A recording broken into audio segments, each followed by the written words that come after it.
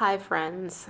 This isn't the video I had originally planned to share this week, but I felt compelled to talk about something that's been on my heart for a while and honestly has affected me and my productivity deeply as an artist over the last few years.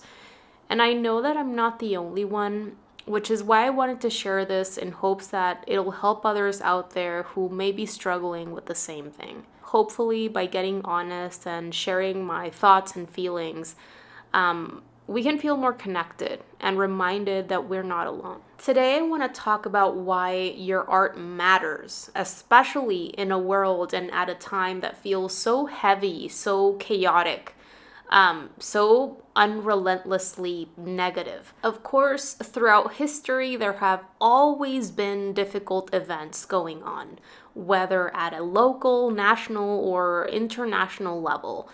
No matter where you live, there's always something happening. And now, because of technology, we're also instantly aware of not only what is happening in our own communities, but also the tragedies and crises unfolding all around the globe. Over the last few years, especially after the pandemic, things have felt different. The constant stream of alarming news paired with rapid advances in technology and the overwhelming amount of information that comes with it has left so many of us feeling more anxious, more frustrated, and more saddened than ever before. Honestly, for me, it's been hard not to lose my faith in humanity. For artists and any highly sensitive people out there, all of this can hit even harder. We're wired to notice subtleties, to absorb others' emotions, to tune in to what others might brush past. That sensitivity that allows us to create can also make the weight of the world feel unbearable at times. And when you're constantly bombarded with alarming news having to do with war, genocide, shootings, economic instability, or simply AI taking so many people's jobs, it can be easy to fall into this downward spiral, starting to ask yourself questions like, what's the point of making art when the world feels like it's on fire? Or how is drawing or painting going to help anything right now? Or how can I enjoy creating when there are so many people suffering? But here's the thing. It's exactly in times like these that art matters more than ever. Those of us who feel compelled to create in whatever form, whether it's music or writing or visual arts or whatever it may be, should not stop creating. Why? Because not only does the act of creation support us on an individual level, but it also helps society as a whole. You see, art is about sharing light, truth, connecting with other people. And it's through truth, light, and connection that problems begin to heal. It is by holding tight to these things and putting these things out there that we can restore our own faith in humanity as well as other people's faith in humanity. I want to talk a little bit about why art matters so much for society. And then I'll move on to explaining why it matters so much for you on an individual level. And I'll be providing some tips that will help you stay consistent with your art practice during hard times. So, throughout history, art has been one of the most powerful forms of human expression. During wars, revolutions, depressions, and pandemics, art has documented, inspired, united, and healed. Think about some of the artists who created during really dark times in history. For example, there is Francisco Goya, who created the series The Disasters of War, in which he didn't try to make war look heroic or noble. He actually showed it for what it really was. His etchings are raw and shocking, people suffering, cruelty everywhere, the reality of lives torn apart by war. He wanted people to look at humanity's darkest side and to remember it so that hopefully this wouldn't be repeated. Take Frida Kahlo, for example. She went through so much during her life: lifelong health struggles, heartbreak, political tension in Mexico.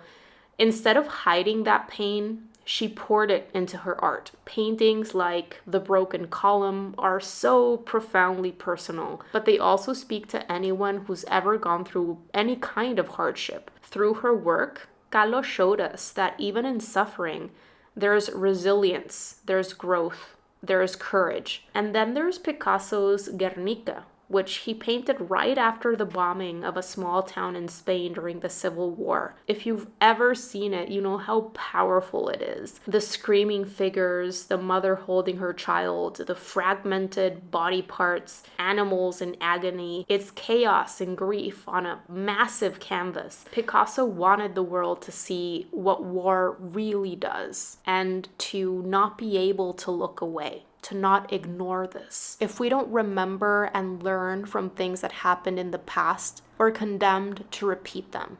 And it's not just visual arts either. Think of Billie Holiday's Strange Fruit, sung in the middle of racial violence in the US. That song, it wasn't just music, it was a protest, a cry for justice. Or consider Wilfred Owen's poems from World War I, which cut through all the propaganda and showed how pointless and devastating the war really was. These works weren't created as decoration or entertainment. They were lifelines for people. They were truth, empathy, and courage made visible. It's not an accident that throughout history, oppressive regimes have tried to censor or destroy art, music, and literature. They know its power. They know that art opens minds, awakens hearts, and plants seeds for change. Art is both a mirror of the times and this beacon of hope for the future. When people feel lost, art provides a way to connect, to reflect, to feel less alone. And even if you love drawing or painting animal portraits or nice looking still life arrangements or beautiful scenes, it can bring joy and comfort to your friends and family, and that ripple effect matters. So often in difficult times, people ask, why does art matter? Creative expression can feel unimportant or extra, but this couldn't be further from the truth. Art has always been four things: a record of our shared history. From cave paintings to cathedrals, it has carried knowledge, values, and beliefs across centuries. It has also been a spark for empathy. A poem, a song, film, or a painting can help us connect with people who are in a very different life situation. It reminds us that we're all human, sharing a life experience. Creating art and appreciating art also help us develop our critical thinking skills. Neuroscience has shown that creating and experiencing art activates parts of our brains tied to joy, problem solving, and emotional regulation. And finally, art is also a refuge in crises. Remember how many people turned to books, movies, or creative hobbies during the pandemic? Art gave us comfort, structure, and hope when everything felt so uncertain.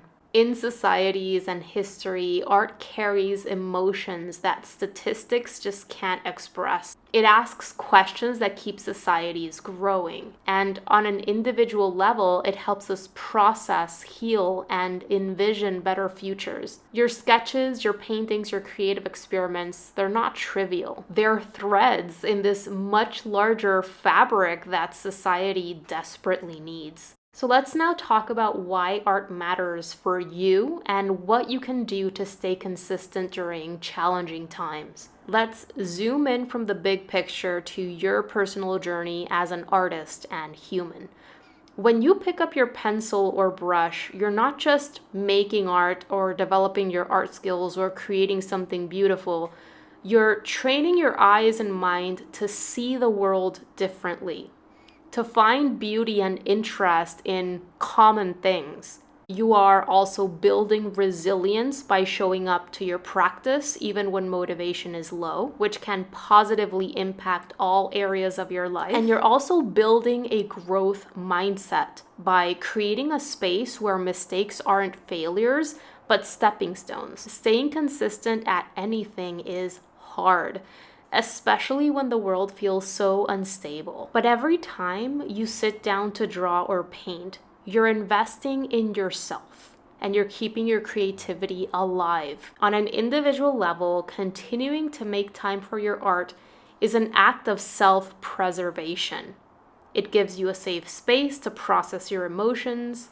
It provides a sense of control in a world that often feels uncontrollable. It's grounding. It's a way to slow down, to stay present and connect with yourself beyond all the noise. And it's a healthy outlet for stress, sadness, or frustration.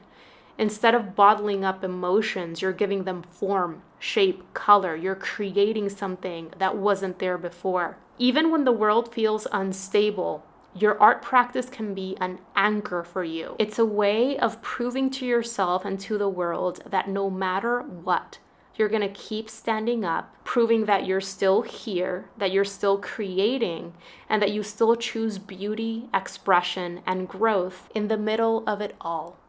All right, so to finish up this video, I want to provide 3 practical tips that will help you stay consistent with your art practice in a world that feels super distracting and draining. The first tip that I absolutely need to start with is definitely limit your news intake and manage the media that you're taking in overall. The media you consume, whether it's TV or YouTube videos or podcasts or whatever you intake every day, has a huge impact on your daily emotions, and your emotions influence your actions.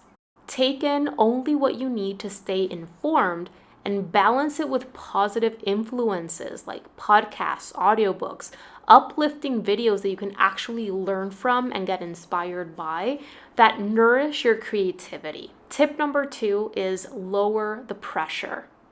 On overwhelming days or whenever we're going through very difficult life situations, it's important to lower the bar. Don't pressure yourself to create for hours or to create perfect results. Commit to a bare minimum. A 10-minute sketch, a quick exploration with watercolor washes, or even brainstorming concepts for future art pieces, visiting a gallery or a museum, or watching an artist documentary. Think of it as keeping your creative spark alive. And my third tip is connect with others. Isolation, which has been a prevalent thing ever since the pandemic, fuels discouragement and depression. As artists, so many of us are introverts. But we are human beings, and as human beings, we need to connect with others. We are social. Make sure that you're staying in contact with friends and family that you can talk with. Share your work and connect with fellow creatives. You can do this via local workshops or online groups. Connection keeps you accountable, knowing that you're not alone, and reminds you that you're part of something bigger. If you've been struggling to stay consistent with your art practice throughout the past few years, you're not alone. Every artist, whether beginner or professional, goes through seasons of doubt, isolation, sadness, challenges. But the world needs your voice, your perspective, and your art. Your creative practice is not a luxury, it's essential.